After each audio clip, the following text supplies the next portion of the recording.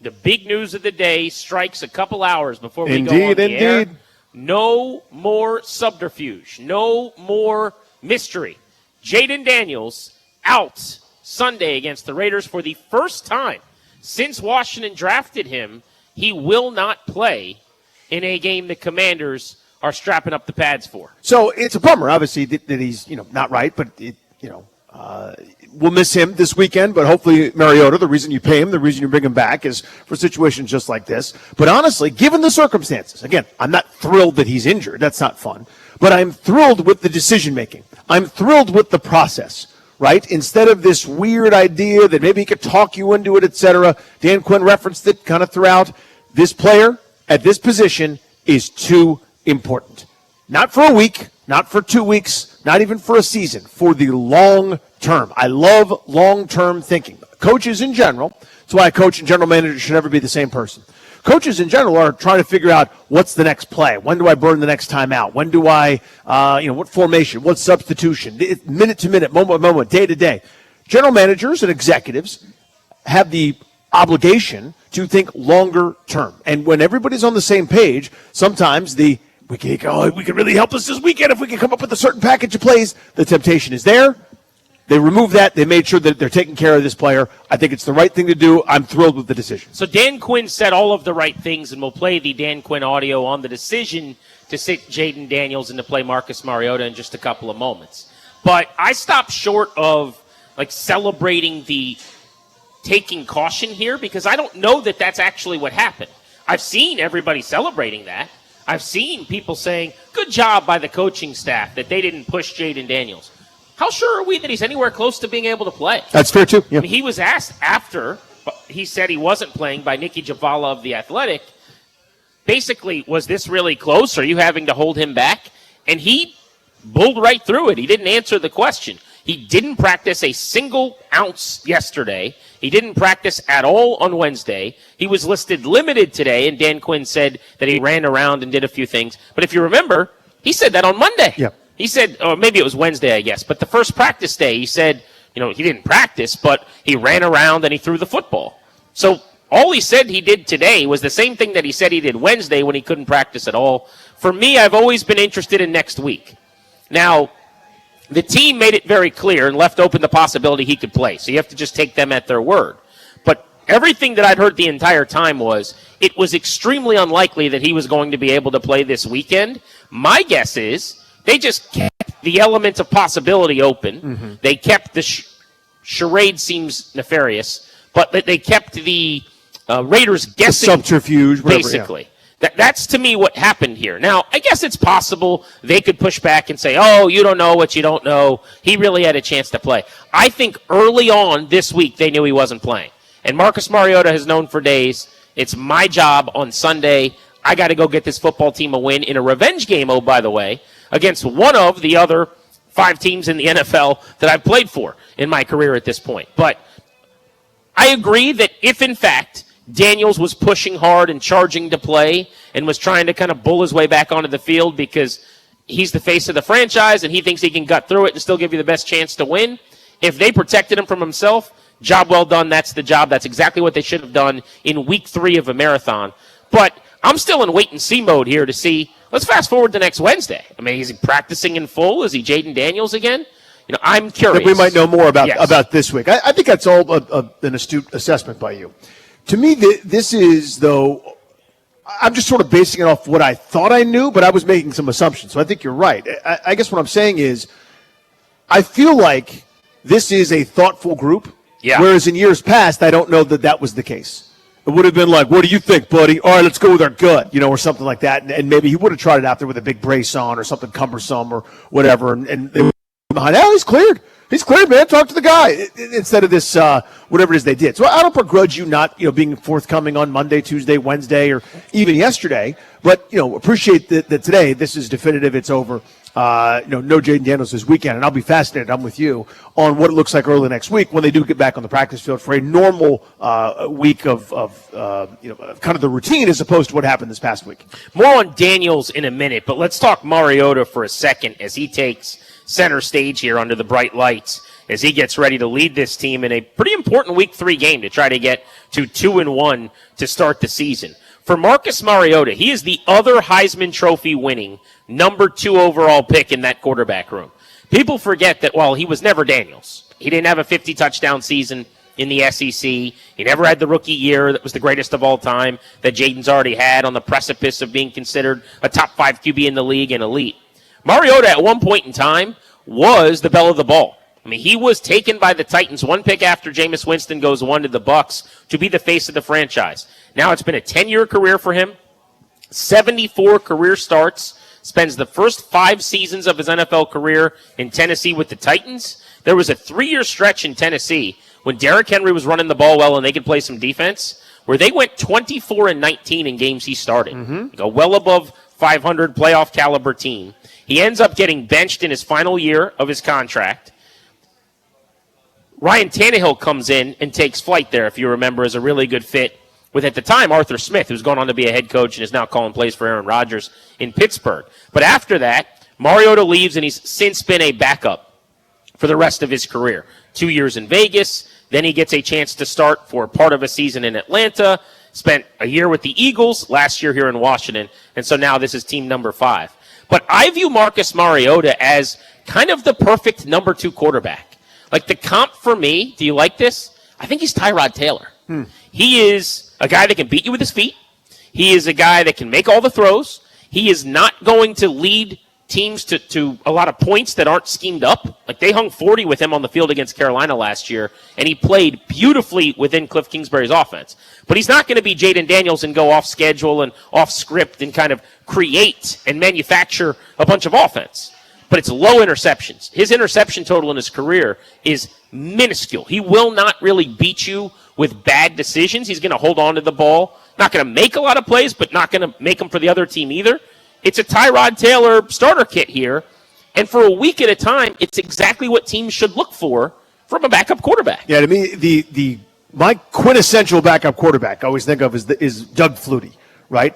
I don't want him starting for 17 weeks, but little backyard football, little run around, little bit of a play make, using some speed. I think there's only been a couple spots where they actually really utilized the fact that he was such a good runner. I always thought it was underutilized in Tennessee. They tried to, do a square peg round hole thing and try to make him a prolific passer, which is not his game. Using a little bit of everything is his game. So I thought it was a really good fit as a guy that's, as you said, that's not Jayden Daniels, but, you're not asking him to. Now, if you got to start for 17 weeks, it's a different story. But in a smaller sample in a game like this, where if you line up and play and everybody just sort of goes one-on-one, you push everybody, you're probably better than the Raiders at this point. I mean, probably. You're better than the Raiders are. So, I don't love it if they're playing Philadelphia tomorrow, or on Sunday, rather. I don't love it if they were playing Buffalo or Baltimore or one of the teams that's a Super Bowl contender. That's on us on the schedule. This is one of those, hey, don't beat us, and we got a great chance to win the football game this week. So you're right. To me, he's the quintessential backup quarterback, which sounds diminishing, but I don't think it is. Last start for him came way back in 2022 with the Falcons. In fact, Washington fans may remember. So in 2022, he came here, and Atlanta almost beat, I don't even know what their name was that year. I don't think it was Commanders. Might have been football team. That could have been a football team. But they almost beat Washington. Deron Payne's pinky. That's exactly what happened. Goal line play to win the football game, and Deron Payne, in what was his play like you want money year, batted a ball down basically at the line of scrimmage that saved the day, or else a Mariota-led Atlanta team would have come here and beat Washington. But it was the next week after that, week 13 of that season in 22, that Mariota last started in the NFL. Basically 13 starts for him over 5 years. Now, people will point to last season. He was exceptional the 2 times he played. He lit up the Carolina Panthers, was fantastic. That was the game where Jayden actually broke the rib. And then he played again and was very, very effective against the Dallas Cowboys. This was Week 18, Game 17, very end of the season. You'll remember Washington had wrapped up the playoffs. Daniels at halftime was sat just to keep him healthy. The offense was doing nothing. Mariota came in and was a spark plug and led them back to beat the Cowboys. Last-minute touchdown pass to Terry McLaurin. So the 2 times we've seen him in this offense, he has actually been excellent. My concern is this, though. While I think he's going to play okay, he did nothing in the preseason. Yep. He barely got to practice in training camp. This has been my point. He had the Achilles issue, so he was the time on the grass for a backup is already next to 0, but for him, it's lower than that. He's been practicing. They feel good enough about the Achilles. They weren't dressing 3 quarterbacks in the first couple games. But I think it's very reasonable to expect some rust from a guy who just hasn't gotten a lot of time to practice. If that's been a story for Jayden Daniels, who's gotten nothing but practice reps, then it's got to be a story for Mariota as well, who also didn't play in games, basically took August off, but then he wasn't even getting the 11-on-11 work that JD5 was. This is my point. So I was basically saying I did not believe before the year that they would get off to a good start offensively because of the phenomenon you're talking about. Then you add in the fact that Mariota didn't do anything. Then you add in the fact that he's a backup quarterback, so whatever reps they were getting, I mean, I think, what was it Michael Phillips told us that Jayden Daniels and Terry McLaurin combined for 2 on-the-field practices before the season started?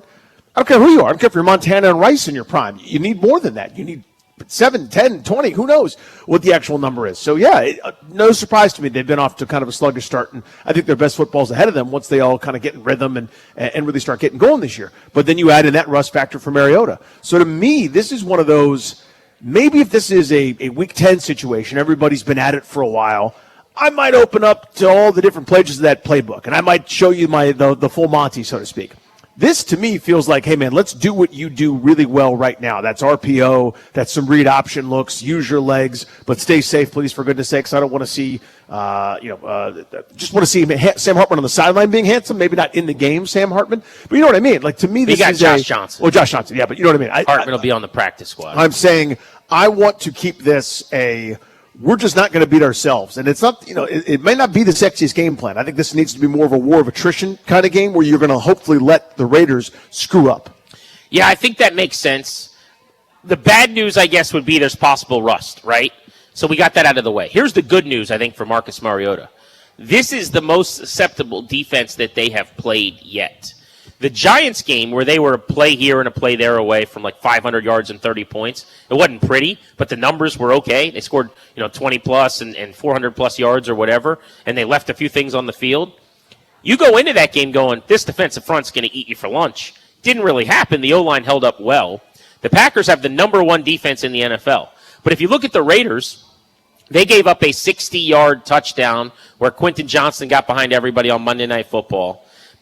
In looking at everything with Logan Paulson this week over on the Take Command pod that we do, it's pretty clear that their linebackers struggle in zone coverage, kind of getting to depth. And so there's some space in that middle of the field area if Mariota on some pop passes can hit some of those in-breakers, those deep overs to Deebo Samuel, dig routes to Terry McLaurin. I think there's going to be some air in that area of the field.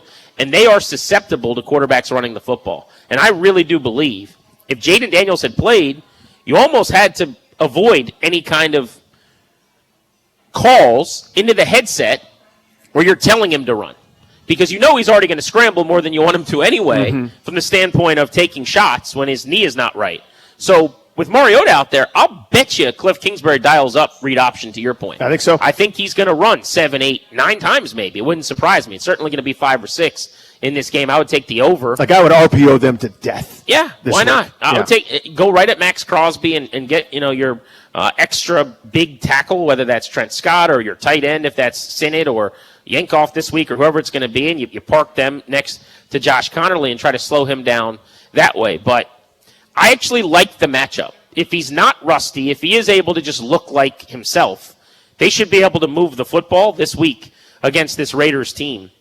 Let's get to the audio, though, of Dan Quinn making the announcement today. He came out. I thought right away he would just sit down and say it.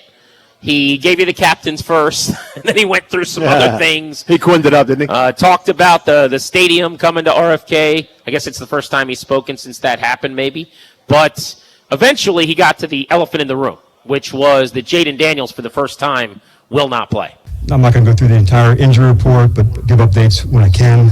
Jayden was limited today on the field. We decided to start Marcus and said at the beginning we were going to be very diligent on his return to play and make sure we didn't miss any steps. So we're going to be smart, not just fast, and player wants to do everything all the time. That's who he is as a competitor, which I love, but that's how we'll roll. Smart, not fast is the way to go. Yep. And that's what they're doing here. Again, is this a he's ready and they're holding him out as precaution? Or is this a he's not ready? I don't think we know the answer. It seems like a lot of people are assuming it's the first one, not the second one. I'm going to wait till midway through next week, and I think we'll get more intel on that. But it really doesn't matter. He's not going to play in the game. Cliff Kingsbury spoke yesterday, and because we knew at that time it was very likely that Daniels might not play, he did talk about Marcus Mariota running this offense and what he likes about the veteran quarterback at that time in the event that he had to play, and we now know he will. Yeah, last year, just being around him for a year, when we signed him back, we felt like we have two starters in the building, which is rare in this league. So anytime he was asked to play or practice or even on scout team, he's been phenomenal. So he treats it like a pro, as a leader on the team, despite not being the starter, which is hard to do, and can't say enough good things about him. So if he has to go, I'm sure he'll be ready. Cliff Kingsbury yesterday in Ashburn. Danny, next I want to explain why I think Washington should still win this game without Jayden Daniels, with Mariota. And I want people, if they want to tell me why I'm wrong, but this to me doesn't change. Confidence may not be the right word. I mean, obviously, you look at the betting line's going to change. Mm-hmm. The vigor with which I feel they'll win the game is not going to be as high when your MVP caliber quarterback is not available. But I still look at this game as, if we're filing games into like should win or not should win, this is a should win game. It's in the should. And I want to make that case next, and maybe we can play a little tell me why I'm wrong.